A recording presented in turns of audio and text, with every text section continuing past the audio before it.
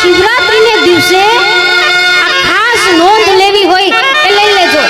આ શિવરાત્રીના દિવસે ભગવાન શિવ એ નિર્ગુણ એટલે કે લિંગ રૂપે પ્રગટ થયા અને એ લિંગમાંથી ફરીવાર સગુણ રૂપે પ્રગટ થયા એટલે આને શિવરાત્રી કહેવાય। આ ભગવાન શિવજીનો ઉત્પત્તિ દિવસ છે। ભગવાન શિવજી આ દિવસે પ્રગટ થયા હતા, નોટ મેરેજ ડે। ભગવાન શિવના ત્યારે મેરેજ નતા થયા, ભગવાન શિવ ત્યારે પ્રગટ થયા હતા। હજી તો ભગવાન શિવ પ્રગટ જ થયા અને મેરેજ કેવી રીતના થાય? આજે કઈ જુદું જ આયેલું છે। શિવરાત્રીને દિવસે બધા એવું મૂકે છે કે જાણે ભગવાન શિવ અને પાર્વતીના લગ્ન થયા હતા। ના, ખોટી વાત છે, ક્યાંય શાસ્ત્રમાં નથી।